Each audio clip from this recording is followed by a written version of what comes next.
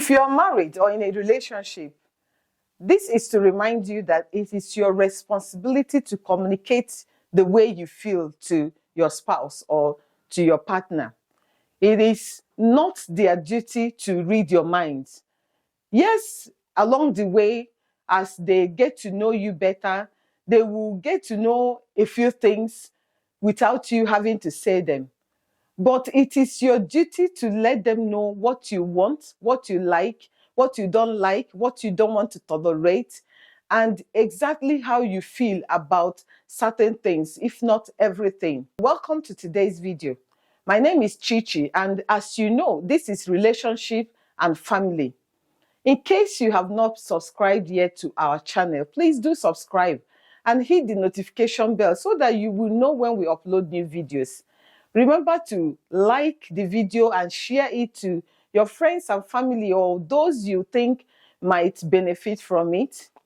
Also, leave your comments because they do help us to know the kind of things that you will want us to be talking about on this channel. On today's video, I will be talking about communication in marriage as one of the things that will help the marriage to thrive.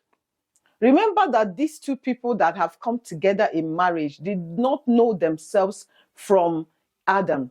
They met at some point in their lives. It's only a few that know themselves from, say, primary school or, as children. A lot of people are already grown up before they meet their spouses. And so what that goes to say is that you start learning each other. You start learning your mannerisms. You start learning your behaviors. You start learning the things that you like and the things you don't like, And so it becomes apparent that you have to talk, that you have to communicate your likes and dislikes, that you have to communicate your desires, that you have to communicate how you feel to the other person. If you don't do that, then you are trying to say that they are spirits or that they are mind readers, because how else can they get into your minds if you don't express them? How will they know how you feel when you don't like something, when you don't like the way you are being spoken to, when you don't like the attitude of the other person, when you don't like certain things, how they are done? How do you expect the person to know if you are not gently communicating it to them at the right time, in the right space? So I've come today to let you know that it is very important. It's not something to be ignored. You don't have to be in a relationship and keep assuming that the other person, for one reason or the other, should know how you feel or what you want and don't want. That isn't correct. And as we have seen, it's not helping the relationship, a lot of relationships to thrive. What happens is that by the time it really comes out, or by the time the matter escalates, then you find out that the person you think should know doesn't actually have a clue as to why you are sad, why you are not doing so thing, and why you are not happy. They don't have a clue. Why? Because you did not tell them. They are human beings. We only judge things by the things we hear and the things we see. If we don't see it or hear it, it's difficult for us to comprehend or for us to know and understand what the other person means. Yes, there are body languages, there are non-verbal communications, and also I appreciate the fact that when you live with someone for a long time or relate with someone or be friends with someone for a very long time, you tend to know how they communicate, what things they are saying without them saying a word.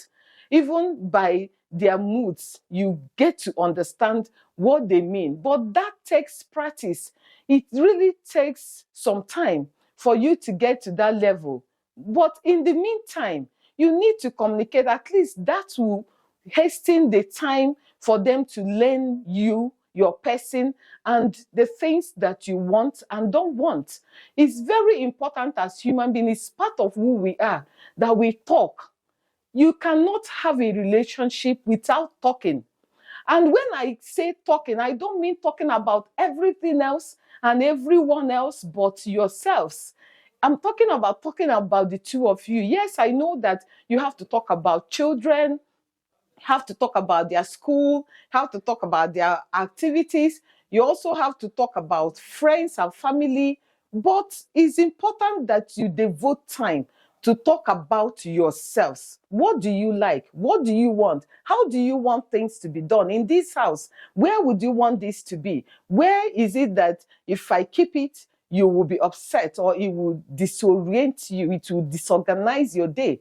Those are the kind of things that you should be talking about. Remember that it is your responsibility to say exactly how you feel about things and the things you want and don't want. And it comes across everything else. Do you like yellow or do you like white? Do you like black color? Or would you want that pot to be a gray one or a white one? Would you like the beddings to be red or green? What would you want to be in the living room? Come on. When would you like to receive visitors? What are the things that, if it is brought outside, matters that concern you, that when it is discussed outside, you're not comfortable, you should start talking about them. If you don't want another person to know about it, how will your spouse know that they shouldn't talk about it in a gathering? Except you let them know. It's not when the deed is already done, then you start brooding and becoming upset. If you had communicated it, perhaps it will not happen. What about the bedroom? What about sex? What about your intimacy? You have to talk about things. It is wrong for you to go finding solutions elsewhere or looking for alternatives to something that you should sort. For instance, if your spouse is not satisfying you sexually, you should talk about it. You should tell them how you like it. You should tell them where you should be touched and you come alive. You should tell them where you like to be touched, what kind of arts that you like. You should tell them what they are doing wrong and what they are getting right. You should discuss the kind of activities you don't want to engage with him or her. Those should be conversations. I mean, they are not things that you should shy away from. You should not actually be ashamed to talk about these things because they are part of what you signed for. They are part of your duties. They are part of the obligations you owe in marriage. If it is something that you should be doing regularly and so often, I believe that you should talk about them because they either make you upset or make you happy. If you get it right, you become happy and whole. If it is gotten wrong, then it changes things and in the negative. So therefore, you should talk about them. You should let them know how you like, when you like to be touched and kissed, whether everything. You should let them know so that everybody will be carried along and be happy, instead of you going outside to seek for solutions and end up getting yourself into trouble or perhaps losing your relationship. Talk about things. Learn to talk about things in every relationship you are in. We are talking about marriage because it's so close, the most intimate. But other relationships also, you should be open to conversation. If it concerns you, if it affects you, talk about it. That's where I stand. There's no need to shy away from it, no matter what it is. I believe that when you have a conversation, then everybody will behave better. At least if you love someone, you want them to be happy. I don't see a situation where someone tells you, I don't want this, and you are not making effort to do it the way they like it at least.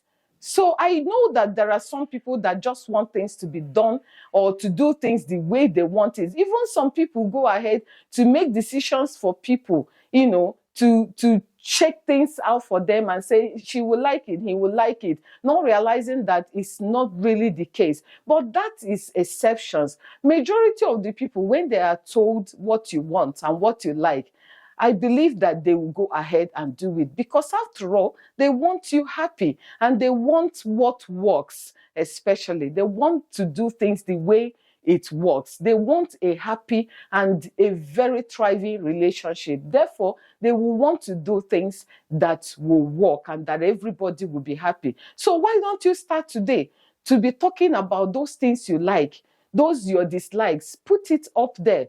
Put it in front of the other person. Let them know in a nice manner, and finding the right time and space to talk about it in a way that it will not cause a bigger problem, but go ahead and talk about it. You will find out that you will not be seeking those alternatives like the one I had the couple today, the lady in that marriage did. So my message today is that you start communicating.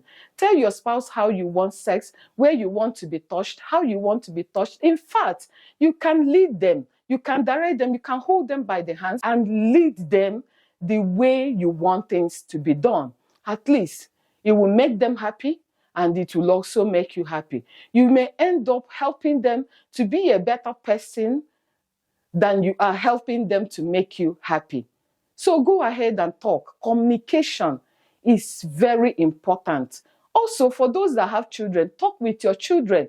Discuss with them. Find out how they feel so that they can also begin to learn how you feel. And in every other relationship, I want to end it here so that it don't become a very long video. But before I go, I would like to say again, thank you so much for watching. And if you are yet to subscribe, please do subscribe and share the video for other people to also hear about it. Until next video, I'm going to say a very big thank you for my returning subscribers, for those that watch the videos, and for you that is your first time watching. I want to say a very big thank you. I really do appreciate that you watch the videos and share them. And I'll see you in the next video. Bye-bye.